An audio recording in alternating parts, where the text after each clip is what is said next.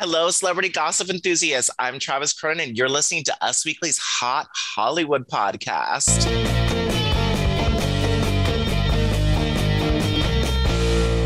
Today, I'm joined by my two fabulous co-hosts, the fancy girl from Forest Hills, Gwen Flamberg. Why, that's me. Hey, guys. And the woman who we will one day be seeing on Bachelor in Paradise, Sarah Huron. Hopefully as a host and not a contestant. Hello, Travis. You know, porque no los dos. You can do both. You can have it all, Sarah. We believe in you. Thanks. Well, the news has been popping this week. The events are popping off even more. So today we have some award shows, a chic charity gala, a deleted Instagram that sort of left my head spinning, messy couples making their exes jealous, and much, much more. But before we get into all the hoop bop and hoot nanny, let's see what made our co-hosts go whoa this week. Sarah Huron, any stories stick out to you that just made you go whoa? I mean, all of them as always, but specifically, I don't know if you guys have seen it or had the time to really process the Prince Harry, Meghan Markle Time 100 cover that came out on Wednesday. This is not about whether or not they're influential. I don't really care. I think they are. And whether you like them or not, they're gorgeous people. I think that's established. So how did this cover happen is my question. I'm getting some weird Photoshop. I'm getting the weird trees behind. And most importantly, I'm getting Twilight vibes. Like that's Edward Cullen and Bella. Like it's literally a Twilight movie poster. I'm so confused how this happened. I commented that on Us Weekly's Instagram, and Bethany Frankel, I wrote, quote, feels like an announcement that they're starring in a Twilight reboot. And Bethany Frankel of Real Housewives of New York City just responded, I'm crying. So my real hope is that I made Bethany laugh, but life made Sarah Huron. But now I'm getting tagged in all this Meghan and Harry fan accounts telling me that I'm mean. So, you know, you win some, you lose some. But I mean, this photo, it's not their fault, but isn't it kind of weird? I think it's weird. I agree with you. I think it's weird. I think it's weird that they're both staring straight to camera and they look a bit sullen. It's weird. It's sullen rhymes with Cullen. Cullen, they look like the Cullens. They do. I stand by it. They absolutely do. Thank you for putting a word to what I felt about her, like just gently parted lips and like wind-blown stare. Like, I can't wait to be a vampire on my 19th birthday vibes. And he's like standing behind her. It's the whole thing. Yeah, like just a little bit behind her. Yeah, it's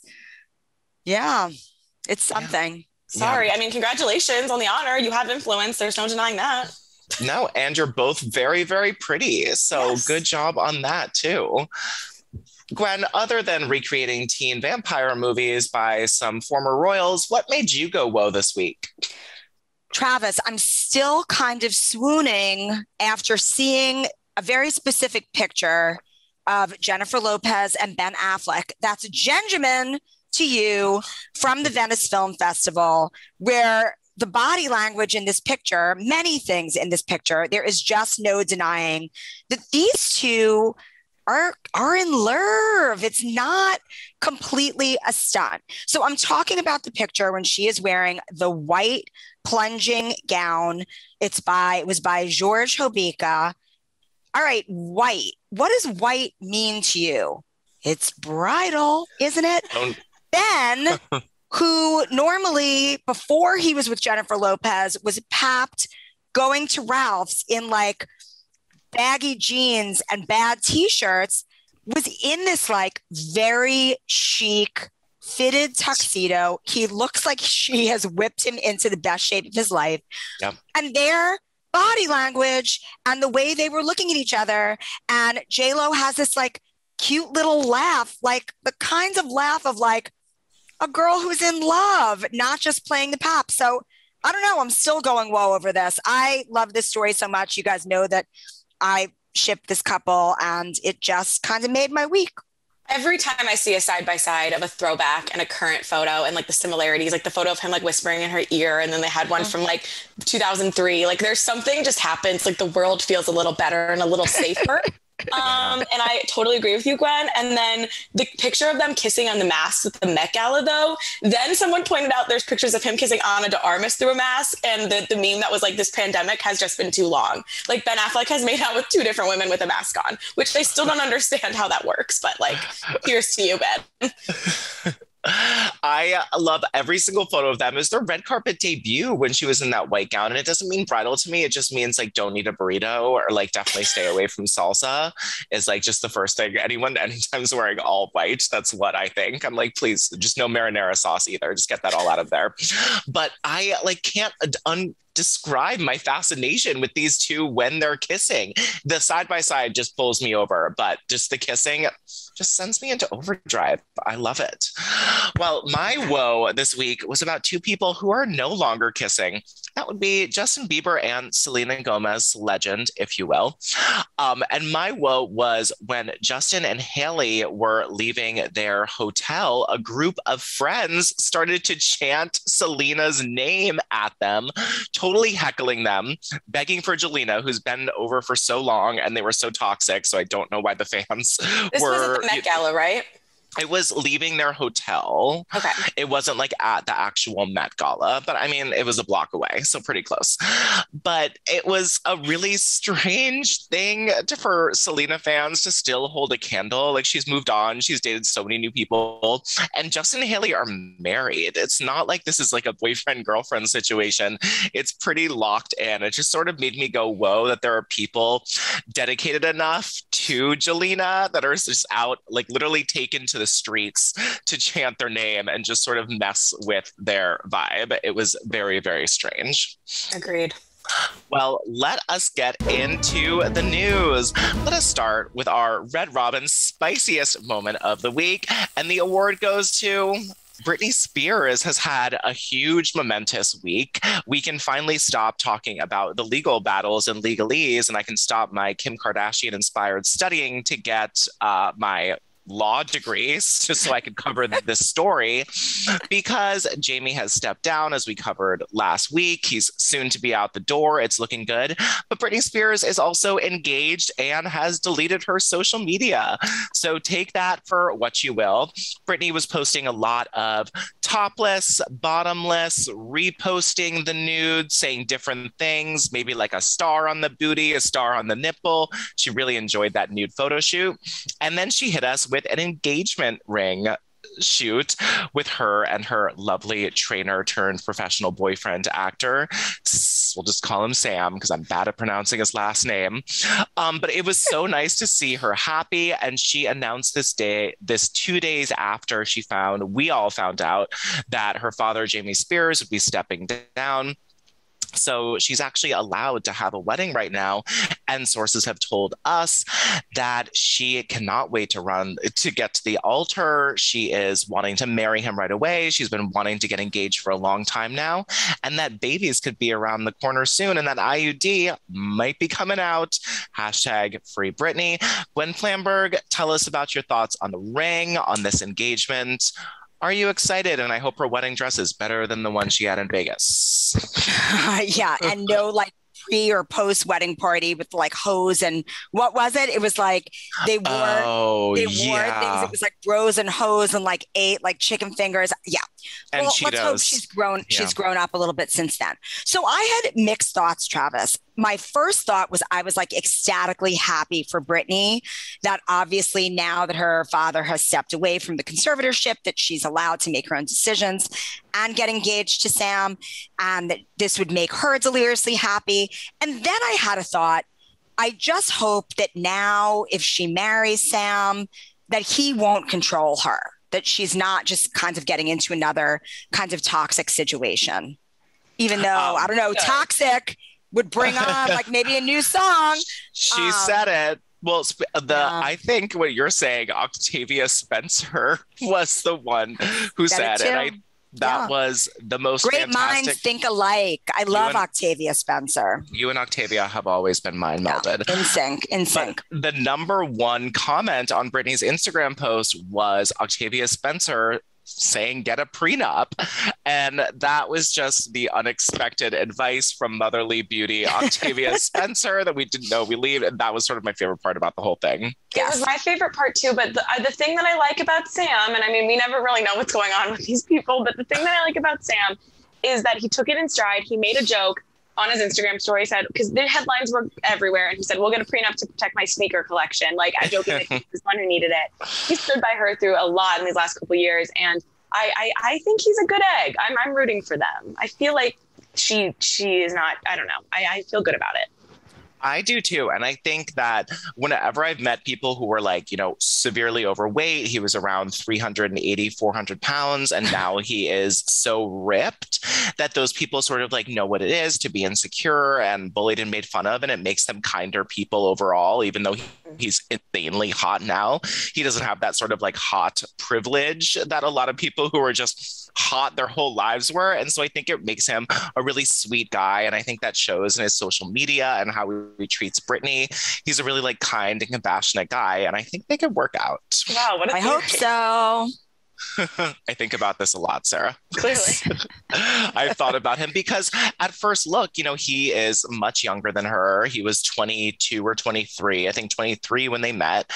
And, she's super rich and one of the most famous people in the world. So you have to question someone like that's intentions. And I think he's with her for the publicity part, like just enough. Like he wants to be an actor and like get in her world, but he like loves, adores all of the craziness and beauty that is Britney Spears. And when do you guys think they're going to walk down the aisle? I have a feeling it's going to be like today. It could be next week. Really could be. We'll see. I still think there's some like official legal stuff to work out with all the conservatorship stuff. And the deleting of the Instagram kind of makes me confused, even though she said she was doing it just to celebrate her engagement. I think it's going to be next year. Oh, okay. Sounds good. I mean, I agree. I think they get have a wedding first and get like the paperwork filed after like all that conservatorship goes down. But just that like happiness in both of their eyes, they look thirsty for a wedding. And I just feel like it's coming like real soon. And I don't really know why she deleted her Instagram. Maybe it was like Octavia Spencer's comment. Maybe she was just sort of like getting too wrapped up in it. Unsure. Well, my favorite moment about the VMAs was Lil Nas's X performance was, I think, the best performance of the night. Yes. I love a bunch of hot pink gays in a prison yard, busting it open in splits. I never knew that was something that I liked, but here we are. And now I know that is one thing that I very much enjoy to see on stage. What were your guys' favorite either looks or performances from the VMAs? Go ahead, Gwen. I mean, I'm just head shaking with the VMAs. I didn't see very much of it. I just couldn't get over Megan Fox's dress was kind of like, to me, I was sort of like, okay, not even pretending not to be naked, just absolutely naked, completely naked. I'm surprised she wore panties. They were very little panties under the dress. But also I felt like that dress was a ripoff of Kim Kardashian's dress when she wore that naked dress to the Met Gala a couple of years ago. Lil Nas X, I enunciated just a bit too much. He's just like my favorite human of the moment. So he can do no wrong in my eyes. And I just think that the world needs more just unabashed, unapologetic artists like him. And Gwen, what did you think of Doja Cat's hosting outfits?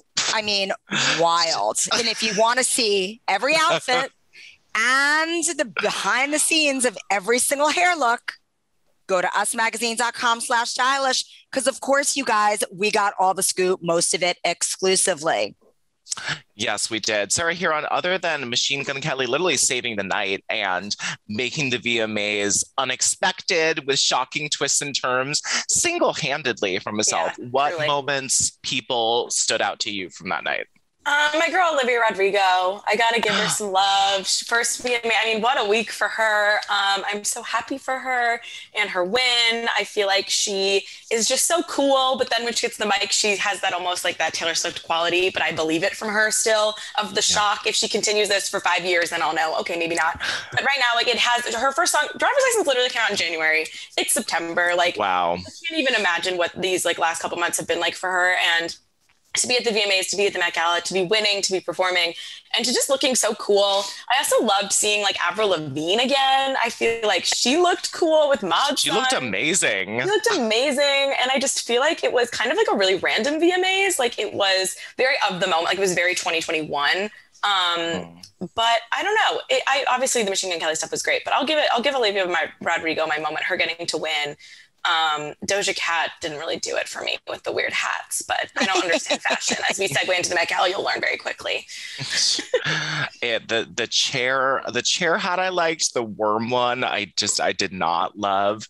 Her aerial acrobatics was pretty cool too. I mean, she's like clearly a trained dancer that looked like a senior traveling dance captain's modern lyrical solo. So, I appreciated that a lot.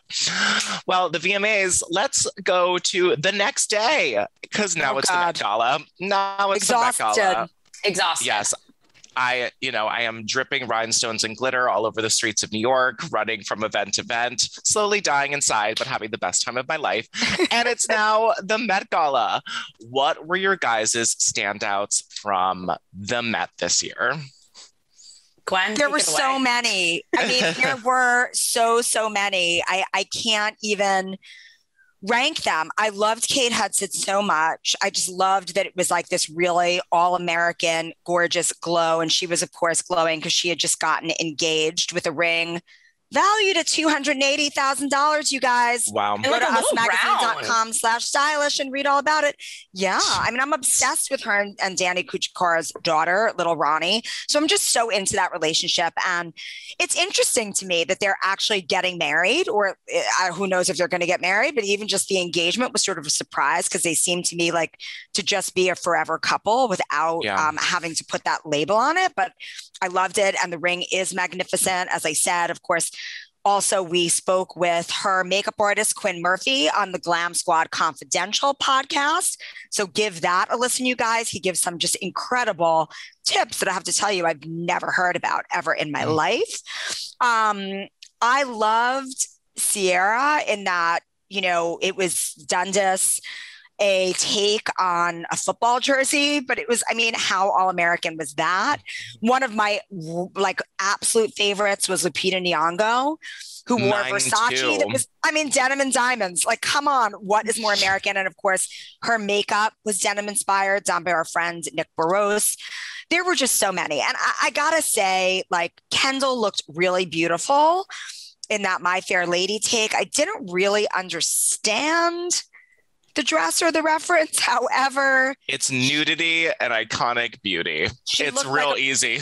Pretty princess. Yes. And again, Kim Kardashian in the black, I didn't really understand what that had to do with American fashion. Is it a blackout on American fashion? Is it I don't know. I just don't understand why she's doing Kanye. It's like Kim dressed as Kanye, wanting to dress Kim. and all of the drama of now they're following each other again. What is happening with those two, you guys? But I was just so happy as a whole that Met Gala is back.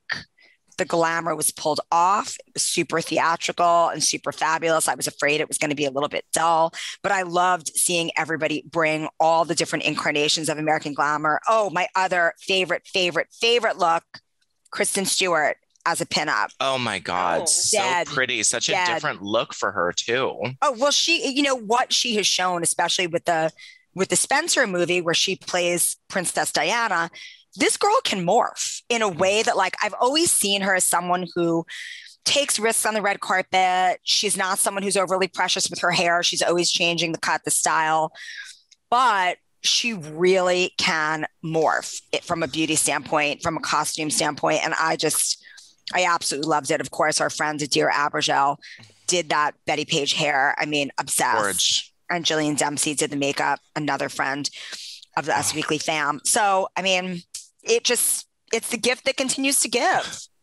Sarah Huron, what did you like about the event, the social media, the clothes, and we all need to talk about Kim Kardashian's look and our personal impact. Yes, I'll get to Kim in a second. There's so much, because of course the memes are my favorite part of the Met Gala. I thought Kendall looked the best. I didn't totally understand the Audrey reference either, but I love Audrey and I love Kendall, and I just thought she looked amazing.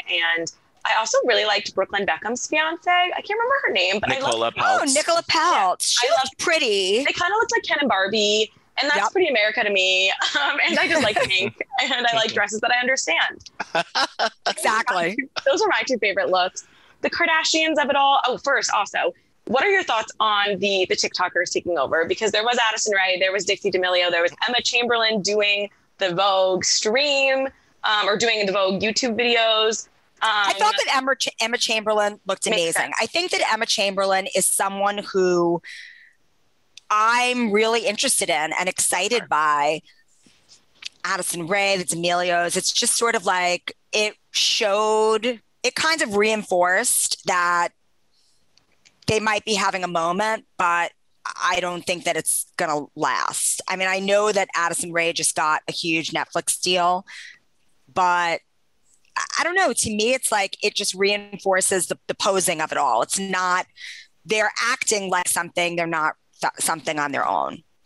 I'm sorry. I thought there were going to be more TikTokers. So I was so glad. I was actually sort of glad that there was only like 4 or 5 TikTokers. But my problem with most of them is like, this is the Met Gala. It's a costume ball. Right. And you can wear anything in the world, especially Addison Rae. You borrowed Kourtney Kardashian's Christmas dress. She did. It's a lack of originality. That's what I say on what they wear. Isn't the designers? They have to wear the designer, but they get a say about which look from the designer that they Not can really. wear. No, the Vogue team, Anna Wintour's team decides with the designers what each person is going to wear. But I do think that the celebrity can choose to push it or not push it. And there was no pushing. Accessories, makeup, yeah, there hair. was no like personal interpretation. That's what I saw. And it's kind of like indicative of, these are social media stars. It's what they do. They imitate, you know, and it was very clear. Exactly. It was very 2D. Kim. I can't. The shadow. There's the two sides of it, right? Because I have been seeing the argument of like, she didn't even have to show her face and we knew it was her. Her silhouette is the moment. She is Kim, literally doesn't have to show her face and we're all talking about her. And then on the other side, it just makes me like, there was a moment right after her and Kanye broke up when she went to like Italy or something. And I felt like I was getting a little bit of old Kimmy back. Like she was really thriving and it felt like she had personality again. And this feels just like so Kanye's influence and the like fake out of, I know it was the designer who was with her, but everyone like thought it was Kanye. Like it felt a little stunty to me. And I was sad. I didn't like it. It definitely made me sad. I think Gwen's point was the best point, that it was Kanye. Kim does Kanye, which is strange when you dress like your soon-to-be ex-husband who you've separated from. Is just weirdness that I can't even get into. I did like the idea that she can just show up as a silhouette and a ponytail and we all know it's her. I think that's sort of like a flex, but I mean, just like a shadow in the dark. I really liked the Peter Pan memes where it was like Peter Pan and his shadow, no matter who she was standing next to. I thought for that comedic value, it was great. And my other favorite meme was everyone calling her the Grim Reaper, or like in Sims when the Grim Reaper comes to get your dead Sim. Like that's what her floating around the Met Gala. My favorite meme, the Dementors. My favorite meme was Kendall and Kim together, and Kendall being what I think I look like when I'm on a Zoom meeting, and Kim being like what I really look like.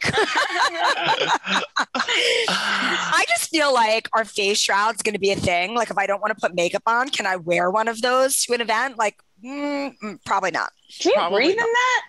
You can definitely I'm sure breathe. they're sheer. Yeah. It's like, tinted windows, Sarah, but not into it. And she definitely could breathe better than the Met Gala look she wore with those like crazy corseting last year. So I'm sure this was a breeze to her. It just, I feel like the way you choose to dress obviously reflects like your inner energy and what you're going through. And when you wear all black and don't want to show your face, it just sort of sends a weird message to the world. And I would have been way cooler with it had she worn something a little bit more fun, a little bit less like a black shadow to the after party. But all she did was take off the stocking cap mask and put on like a Batman mask instead. And I was like, Kim, are you okay? Are you happy? This seems like you're at your own funeral for this. It was just didn't make me very happy with that. Well, don't worry. We got another Met Gala in a few months to make up for it, don't we? The first Monday of May is coming up. Well, let us move on to some way more D-lister D-lister news that we're pretty excited about, and I know Sarah Huron is excited about. Jana Kramer and Jay Cutler have been pictured together for the first time. I can't wait to hear, Sarah, what did you think about their first photo together? Because originally we thought this was just going to be a one-off paparazzi shoot to make their exes jealous, but now this might be two pictures to make their exes jealous. Tell me about what you're thinking about it.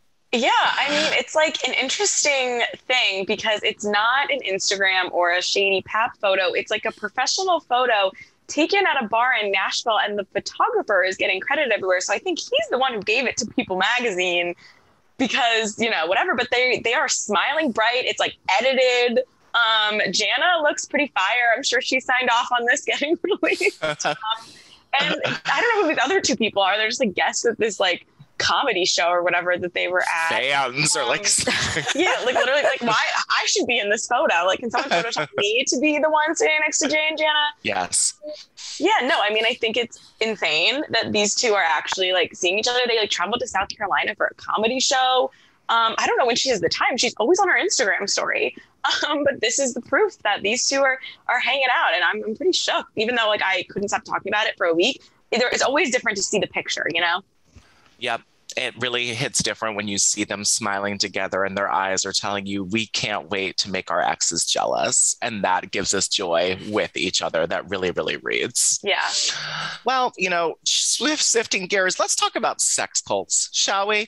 Because Allison Mack has begun her 3-year prison sentence for branding, bashing, punishing, capturing women in the NXIVM sex cult that we could not stop talking about last year. Watch all of the documentaries. They are insane. And she's going to jail for 3 years because she was involved with NXIVM and engaged in sex trafficking, forced labor, branding, pretty much anything horrible you can think about. But what's interesting about this story is that she decided to arrive early. I wasn't quite sure why this happening. She pleaded guilty to racketeering and conspiracy charges in April, and it was originally set to begin her sentence on September 29th. But she showed up, today around like 10 days early, which was very strange. And I'm not quite sure why. She wrote a letter apologizing to all of the survivors of NXIVM. And she said, it is now of paramount importance for me to say from the bottom of my heart, I am so sorry. She wrote into these documents obtained by us to the court. She said that she had committed grievous wrongs. And I threw myself into the teachings of Keith Raniere with everything I had. I believed wholeheartedly that his mentorship was leading me to be a better, more enlightened version of myself. I devoted my loyalty, my resources, and ultimately my life to him. And this was my biggest mistake and biggest regret of my life. Now, do you guys believe her? Do you feel bad with her? And who shows up early for their jail sentence? I feel bad for all the women that were gaslighted and, basically lost years of their life and are probably dealing with the trauma for the rest of their lives. So no, I don't feel bad for Allison Mack. I think that she should actually go away for longer. I think so too. I mean, I guess it's like slightly confusing because you wonder like, obviously Keith Raniere was horrible and like how did he manipulate her? But there is just no denying how many other people she brought in.